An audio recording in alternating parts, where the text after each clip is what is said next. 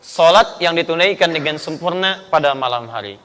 Artinya, dari segi waktu, salat malam ini bisa kita artikan atau terjemahkan salat yang ditunaikan pada malam hari, yang terbentang waktunya dari mulai ba'da isya sampai menjelang fajar. Jelas? Salat yang ditunaikan pada malam hari, yang waktunya terbentang dari mulai ba'da isya sampai menjelang fajar. Jadi kalau kita bicara qiyamul lail, salat malam, bukan berarti jam 12 saja. Nanti ada yang menunaikan jam 9, ada yang menunaikan jam 10, ada yang menunaikan jam setengah 3, ada yang menunaikan jam setengah 4. Hanya persoalannya, setiap yang ditunaikan ini yang terbentang, apakah namanya sama atau tidak? Jelas? Baik, saya urutkan dulu ya, supaya kita paham betul materinya. Jadi kalau disebutkan qiyamul lail, artinya salat yang ditunaikan dengan sempurna di malam hari, yang waktunya terbentang dari mulai ba'da isya, artinya salat isyanya telah ditunaikan dengan sunnahnya, sampai dengan menjelang fajar. Paham sampai sini? Nah, sekarang kalau sudah paham ini, bahasan pertama tentang definisi sudah kita selesaikan, kita masuk yang kedua, ragam salat malam. Ada berapa jenis salat malam dari batasan waktu ini? 1. Jenis yang pertama, kita ukur dulu dari aktivitas kita sebentar. Bapak tidur jam berapa? Rata-rata 10. Ibu?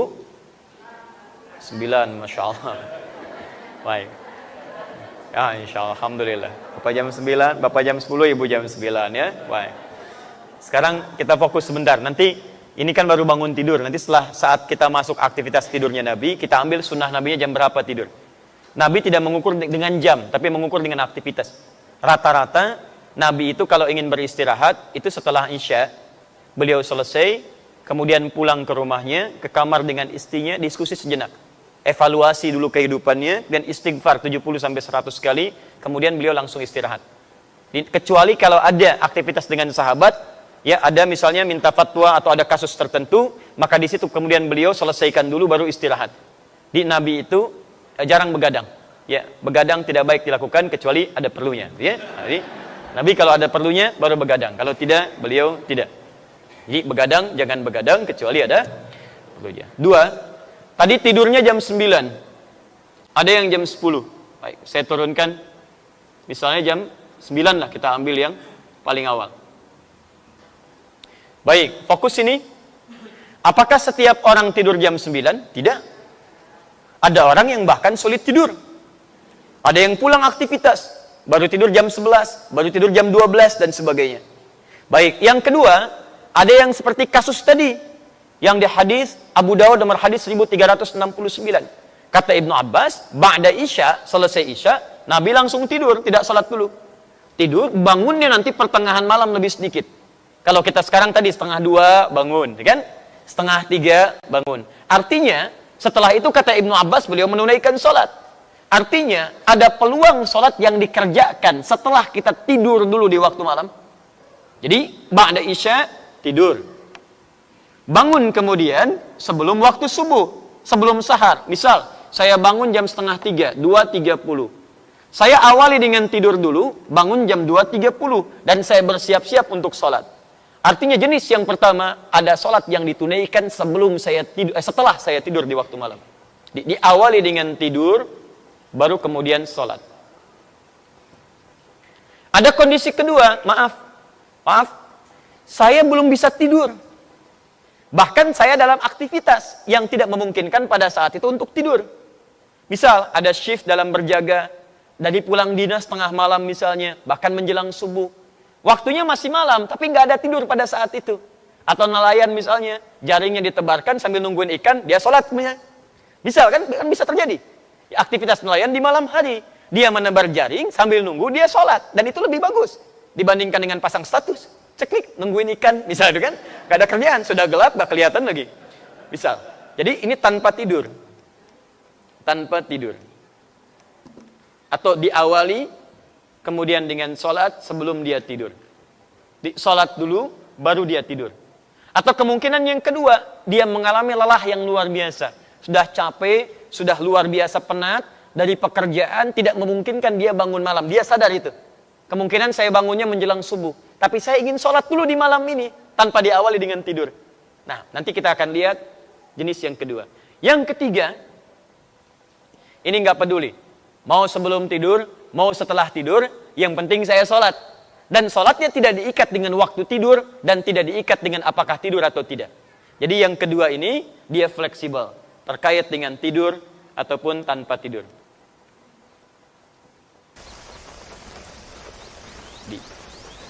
Kembalikan.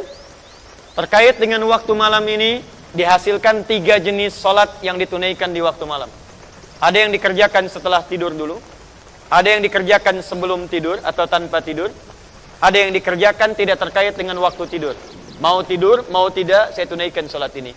Ketiganya diturunkan langsung. Yang pertama, sholat yang ditunaikan setelah tidur terlebih dahulu. Aktivitas yang ditunaikan setelah tidur, itu disebut dengan hajada dalam bahasa Arab. Ha besar, jim, dal. Sudah? Ha, jim, dal.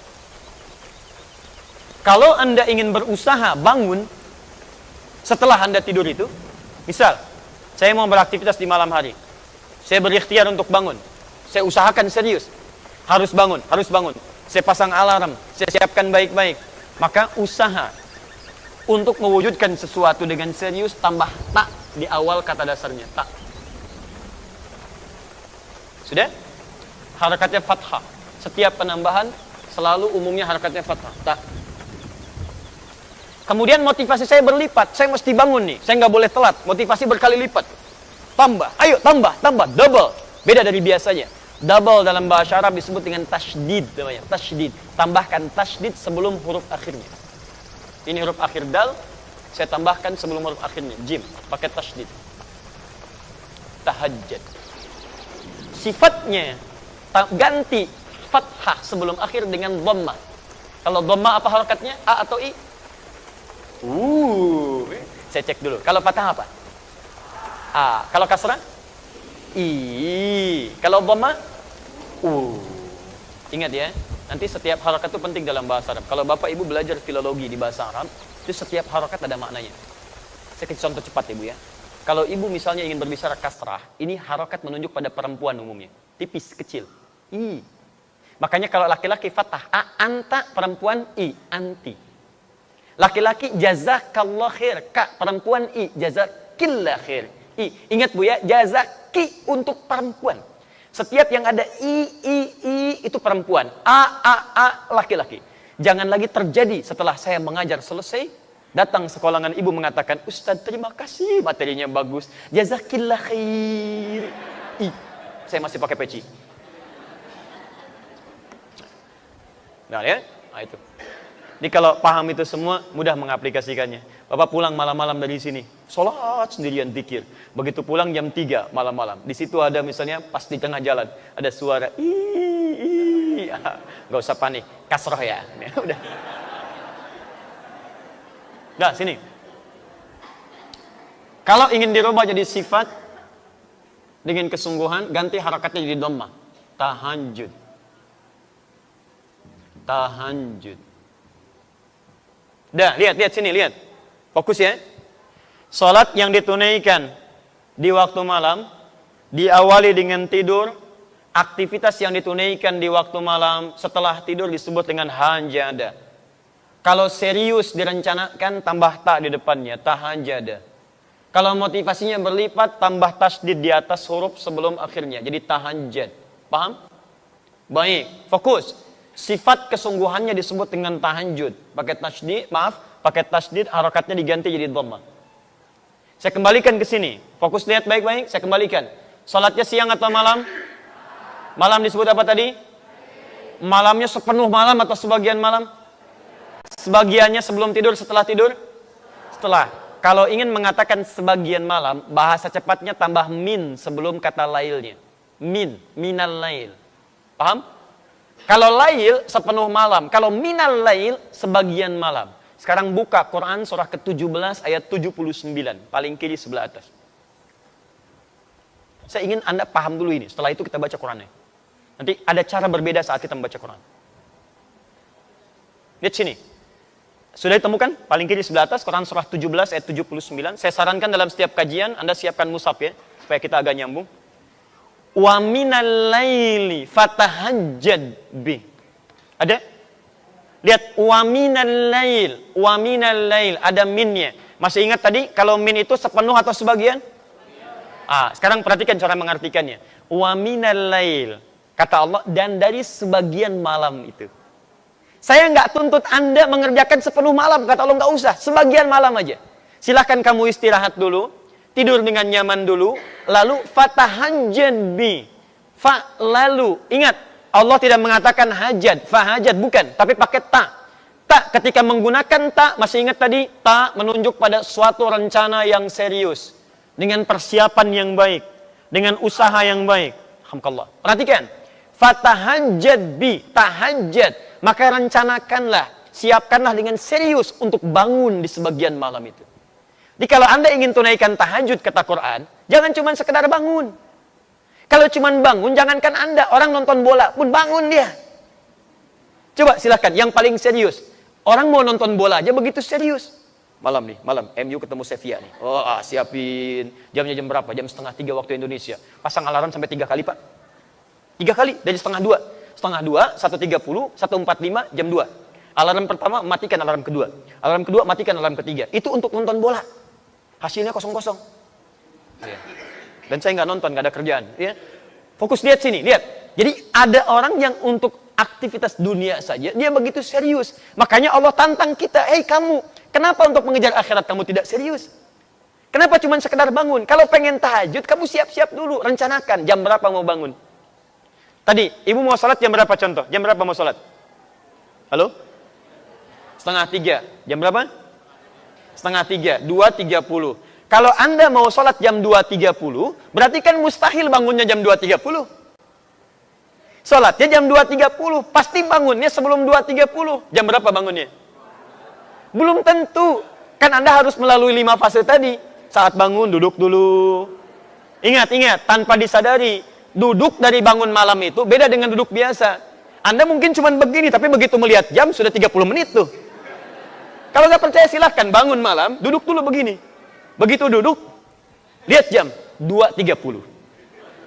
Belum yang kedua, hilangkan bekas ngantuk. Belum yang ketiga, 10 ayat terakhir Ali Imran. Kalau hafal, kalau enggak cari mushaf dulu kan. Silahkan cek. 4, belum berdoa. 5, belum wudhu. Apa dari situ langsung wudhu? Kan pergi kamar mandi dulu. Kamar mandi baca doa dulu, wudhu dengan sempurna, gosok gigi dulu, balik lagi, pakai pakaian. Berapa waktu yang dibutuhkan? Halo? Bukan iya, berapa lama? Misal 40 menit, misal 2:30 kurangi 40 menit jam berapa? Jam 1:50. Artinya, Anda kalau ingin sholat jam 2:30, Anda mesti siap bangun jam 1:50. Makanya wajar, tadi ada kalimat Nabi bangunnya 1:30, kalau dikonversi ke sekarang. Karena ada siap-siap dulu, macam-macam dulu. Nah, sekarang persoalannya, Bapak tadi, Ibu tidur jam 9. Kalau dibalik, Ibu jam 9, Bapak jam 10. Rata-rata tidur berapa jam? 6 jam. Ada yang lain? 6 jam, baik. 1:30 kurangi 6 berapa? Ayo berapa? Jam 8. Ya? Jam 8 ya. Berarti begitu selesai Isya langsung tidur tuh. Lihat Isya tadi kan selesai jam 20 kan? Kalau Anda ingin bangun jam 1:50 artinya jam 8 Anda jangan kerjakan apa-apa lagi. Jelas ya? Ingat baik-baik. Kalau Anda punya kebiasaan tidur 6 jam, jadi tidur 4 jam, berarti 2 jam nanti di siang akan menuntut Anda untuk beristirahat. Karena metabolisme tubuh kita akan menyesuaikan, menuntut kita untuk meminta waktu itu. Karena itu kita harus konsisten. Kebiasaan Anda tidur berapa jam? 6 jam. Saya mau bangun jam 1:50. Untuk sholat jam 2:30. Artinya, kurangi 6 jam di situ, ba'da Isya, selesai, kemudian langsung istirahat. Pada waktu yang ditentukan. Jelas? Baik, fokus. Sholat tahajud paling lama berapa menit?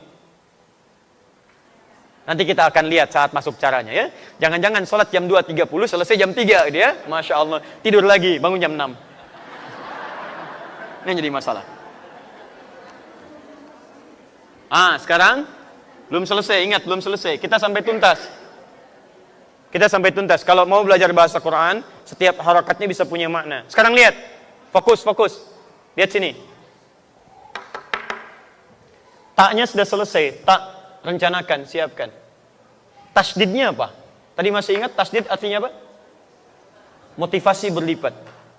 Nah, ini bahasa Quran yang sangat indah. Secara psikologi bisa dijelaskan dengan baik. Kalau kita ingin semangat mengerjakan sesuatu, kita mesti punya motivasi.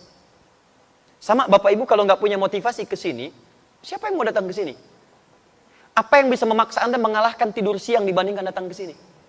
Kadang-kadang sampai datang, kantuk juga ditahan-tahan. Yang penting bisa hadir. Apa motivasinya? Sama malam juga begitu kata Quran. Kalau Anda tidak punya motivasi menunaikan ibadah, nggak ada semangat bisa datang dengan baik. Maka dari itu ketika Allah menghadirkan tasydid, fatahajjad, ada tasydidnya di sini. Maka dihadirkanlah kemudian motivasi pada kita. Ayat selanjutnya, teruskan ayatnya. Saya agak percepat. Orang yang merencanakan tahajud dan dia tunaikan dengan sempurna, selain mendapatkan keutamaan yang tadi saya jelaskan, ditambah oleh Allah dengan 4 keutamaan lain. Allah berikan 4 keutamaan pada orang yang tahajud yang tidak diberikan pada yang tidak tahajud. Jadi kalau Anda sholat fardu yang 5 waktu, khusyuk sholatnya, sampai menangis, sampai khusyuk luar biasa, tapi Anda tidak tahajud, Anda tetap tidak akan mendapatkan